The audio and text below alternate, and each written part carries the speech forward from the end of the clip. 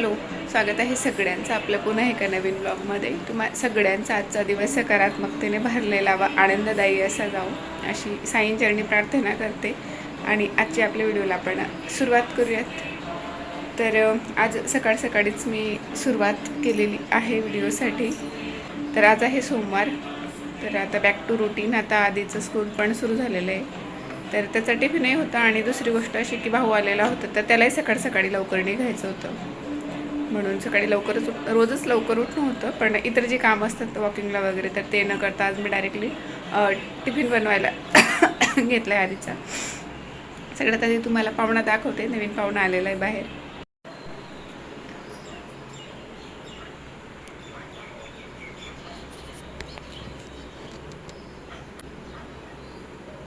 मला चिमणी वाटत होती, पण चिमणीने दुसरं कुठलं तरी पक्षी.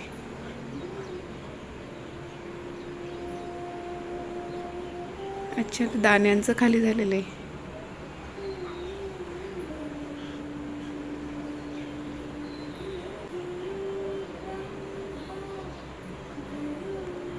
झाडांना काल परवाच स्प्रे करून झालेलं आहे. ड्रिंचिंग केलेली स्प्रेने, सॉरी. तर त्यामुळे आता आजच्या दिवस पाणी नाही घालायचं आहे त्यांना. आणि 1-2 दिवसात परत त्यांची फुलांची जी क्वांटिटी किंवा फुलं जी ते परत यायला लागतील. कारण मोगऱ्याला तर येत होती.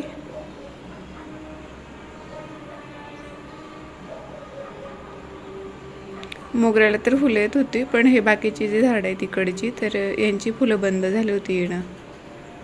तर त्यांना येतील आता. आणि शनिवार रविवारची सुट्टी गेली की सोमवारी तर एवढा कंटाळा येतो सकाळी उठण्याचा. म्हणजे उठणं तर होतं सकाळी लवकर, पण मग टिफिनसाठी किचनमध्ये जायला खूप म्हणजे कंटाळा येतो, पण करावाच लागतो. आणि आता सध्या आधीने नवीन चार्ट मला बनवून दिले. आधीचं जे होतं तर ते माझ्याने फाटलं होतं, तर पुन्हा त्याने मला आता बनवून दिले. आणि आज मला वाटतं त्याच्या चार्टमध्ये मी बघितलं नव्हतं, पण माझ्या लक्षात होतं की आज पनीर भुर्जी होती.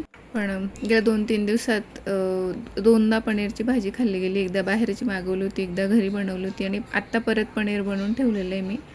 तर सारखं होत होतं, म्हणून त्याला म्हटलं सोयाबीन देते तुला आज मी.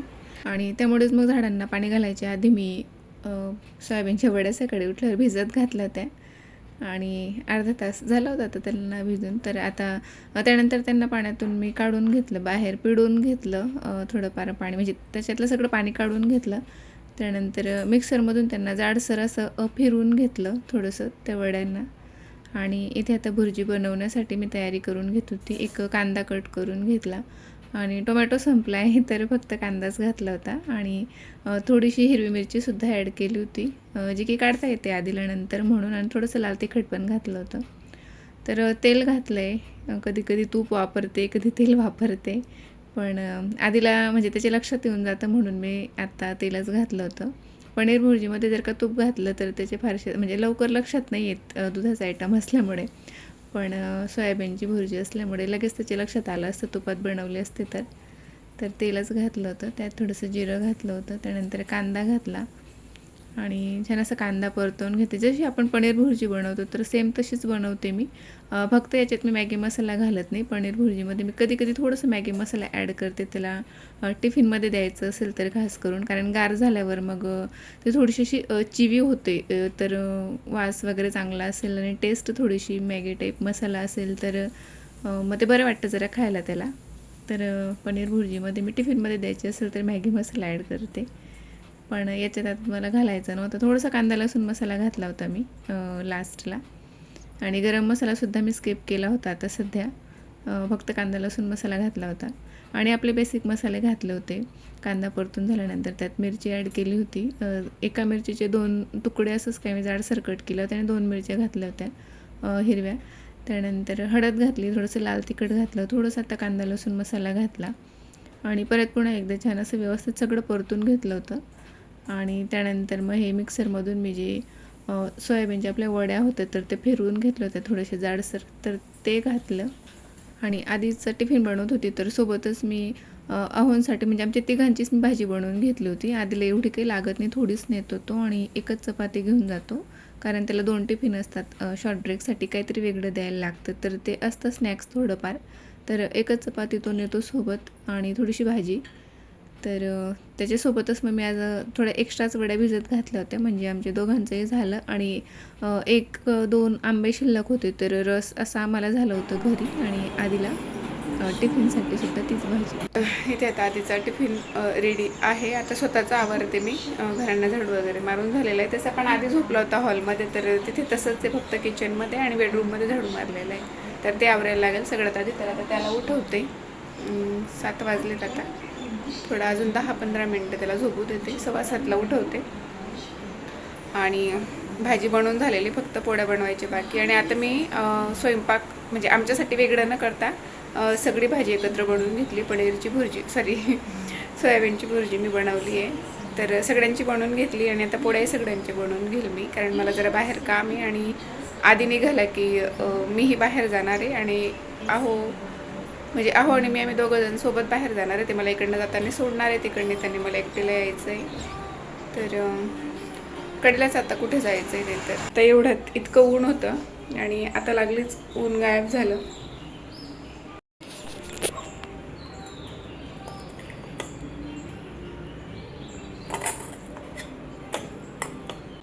इतक्यात एवढं कडक ऊन होतं मी भाजी बनवत होते तेव्हा, आणि आता लागलीच ढगाळ वातावरण झालेलं आहे.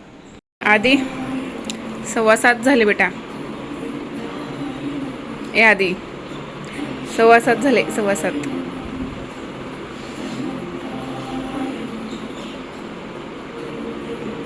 उठणं बेटा, तुला आवरायला टाईम होतो ना आणखीन.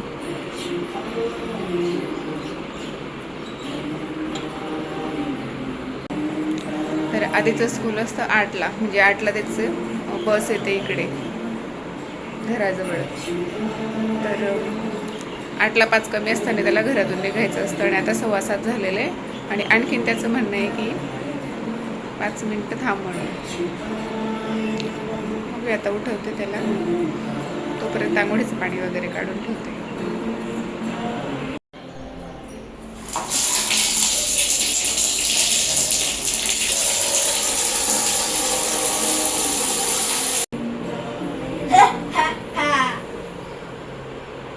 उठ मग आता.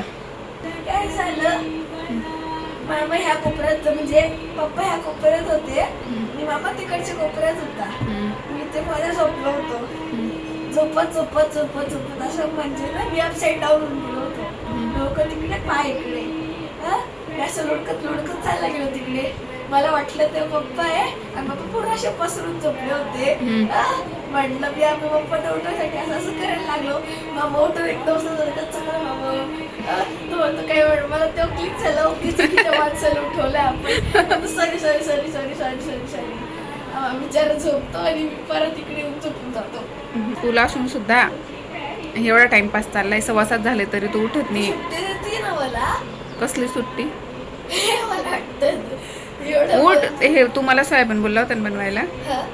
सोयाबीनचं ते हे बनवले, भुर्जी बनवली आहे.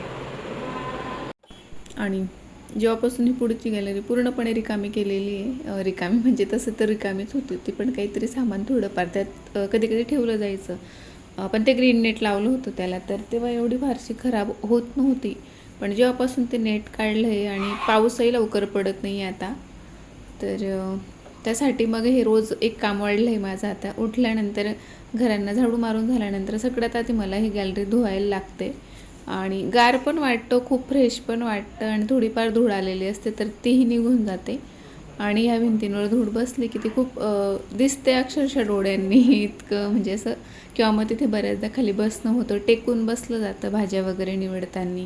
किंवा बऱ्याचदा संध्याकाळच्या वेळेला मी खालीच बसायला मला खूप आवडतं, गार लागतं खाली. तर तिथे डायरेक्टली बसणं होतं, म्हणून सकाळी मी आठवण करून आंघोळीच्या आधी ही गॅलरी धुवून काढत असते आता.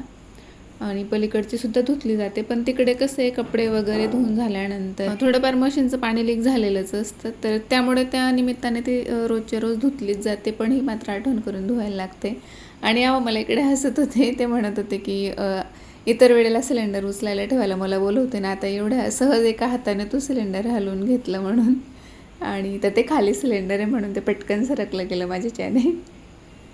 संपलं आहे आता, जे होतं आधीचं भरून ठेवलेलं, तर ते काल परवाच मी लावलं, सिलेंडर संपलं होतं म्हणून. तर अहो घरी नव्हते तर त्यांना माहिती नव्हतं की हे लावलं गेलं आहे असं.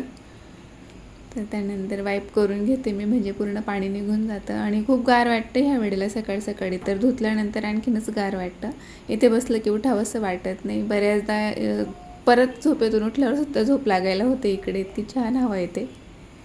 तर ते आवरून घेतलं. आणि हे नारळ तुम्हाला दिसत असेल तर हे सत्यनारायणाची पूजा होती घरात. तर आता अधिक महिन्यात तर किती दिवस झाले पण अजूनही ते नारळ तसंच पडलेलं आहे. कधी मुहूर्त लागतो काय माहिती त्याला आता फोडायला. तर असं आज सांगून बघते आता हो ना, ते आंघोळीला बसलेत. आता आंघोळ झाल्यावर फोडून देतील तर बरं होईल. काहीतरी त्याची बर्फी वगैरे बनवली जाईल. आणि बाकीच्या सगळ्या कुंड्या तर पलीकडचे गॅलरीत ठेवले गेले आहेत. आता फक्त एकच तुळस मी इकडे मुद्दामून ठेवली आहे, कारण वृंदावन आणायचं आहे मला. एक आहे माझ्याकडे पण आणखीन एक आणायचं आहे ह्या गॅलरीत ठेवण्यासाठी. आणि ही तुळस त्यात लावायची. आणि आता ह्या 2च बॅगा म्हणजे अडगड इथे पडलेली. तर एक ते स्टोन आहेत ज्यांना मला कलर करायचं आहे ते.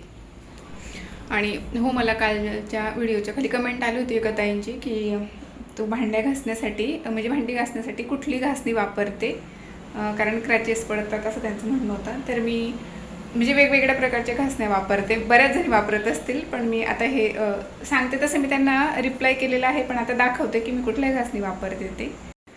तर डेलीच्या भांड्यांसाठी मी ही गालाची वापरते. आणि त्यानंतर स्टीलची जी भांडी असतात तर त्यांच्यासाठी मी ही घासणी वापरते.